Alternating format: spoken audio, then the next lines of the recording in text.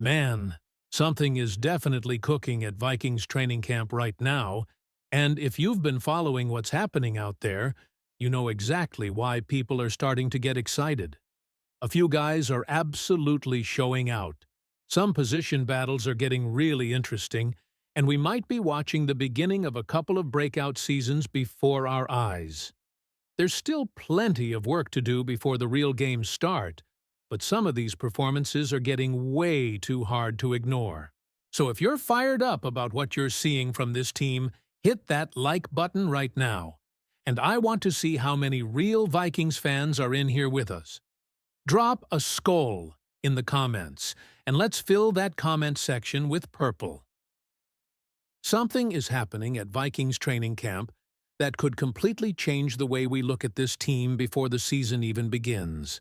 And while one name has already dominated so much of the conversation that we're intentionally leaving him outside today's main group, there are 5 other players whose performances are becoming increasingly difficult to ignore.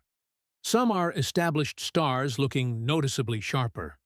Others are fighting to establish themselves. And one rookie is already being trusted with responsibilities that say a lot about what Minnesota believes he could eventually become. First, though, Charles Deming deserves acknowledgement. Based on what has been coming out of camp, Deming has arguably been the biggest standout of the entire group. He has been turning heads, generating excitement among coaches, and getting a reaction from fans watching practice. His absence from this list is not a criticism. It is almost the opposite.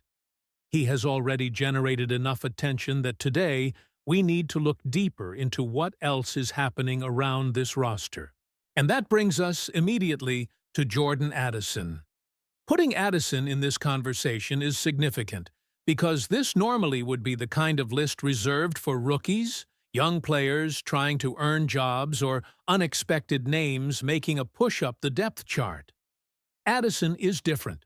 He is already an established NFL receiver. Yet somehow, at this camp, he appears to have found another athletic gear. There was one sequence in particular that illustrated exactly why Addison is generating this kind of attention. Justin Jefferson was working with receivers including Miles Price, Dylan Bell, and Ty Felton on a whip-out route. Jauan Jennings was also involved in the work. Then Addison took his turn, and the difference was striking. When Addison ran the route, his movement looked different from the other athletes around him. That matters because we are not comparing an NFL receiver with ordinary competition. These are professional-level athletes, and Addison still managed to distinguish himself physically. His movement suggests a player who looks faster, stronger, and more explosive entering this season. That should get Vikings fans interested because Addison already had the receiving talent. If the physical side of his game is taking another step, Minnesota could be looking at a version of Addison it has not seen before. There could also be another source of motivation here. Addison is approaching the point where his future earning power becomes impossible to ignore. The wide receiver market continues to demonstrate how valuable high-end production at the position can become. From Addison's perspective, a huge season, combined with staying away from off-field problems, could dramatically strengthen his position when the time comes to get paid. Whether that eventual payday comes from Minnesota or somewhere else, producing his first 1,000-yard receiving season would make a powerful statement. And that 1,000-yard threshold feels realistic. It is important not to use 1,000 yards as the only measurement of receiver quality, because circumstances, opportunities, and offensive structures matter. But Addison is operating alongside Justin Jefferson, who will inevitably command enormous defensive attention. Jauan Jennings gives the offense another weapon, while Addison himself presents the kind of matchup problem that can punish defenses for devoting too many resources elsewhere. Everything coming out of camp points toward a player who understands the opportunity sitting directly in front of him. But Addison is only part of the story. because the quarterback situation is producing an even bigger development. Kyler Murray has had some uneven moments, but the overall picture from camp has been overwhelmingly positive. More importantly, what initially appeared capable of becoming a legitimate competition with J.J. McCarthy has started moving in a very different direction. Early in camp, McCarthy looked good enough to create an interesting question. Maybe the gap between him and Murray was smaller than expected. Maybe Minnesota actually had a genuine quarterback battle developing. As practices accumulated, however, Murray began separating himself. And that separation appears increasingly noticeable. Murray has looked like the more polished NFL starting quarterback, and one of the biggest reasons is that increased repetition appears to be translating into greater comfort with his receivers and within the offense. Nobody needs to be reminded what Murray can do when a play breaks down. His improvisational ability and backyard football creativity have always been among the most dangerous elements of his game. What is particularly encouraging in this setting, though, has been something more controlled: his touch. The layered throws matter enormously in Kevin O'Connell's offense. A quarterback has to understand when to take velocity off the football, how to drop passes between levels of a defense, and how to give his receivers opportunities, rather than simply firing every ball into a window. Those throws have been showing up throughout camp. That does not mean McCarthy has failed to improve. He has gotten better. But there is a major difference between saying McCarthy is progressing and saying he has closed the gap. Based on what has been seen at camp, that second statement would be much harder to make. Right now, Murray has significantly outperformed McCarthy and looks much more like Minnesota's established QB1. And no matter which quarterback Vikings fans personally preferred entering this process, that development matters because this offense has assembled an extraordinary collection of receiving talent. The quarterback does not have to manufacture everything himself. He needs to understand the offense, make the required throws, and consistently put the football in the hands of Minnesota's playmakers.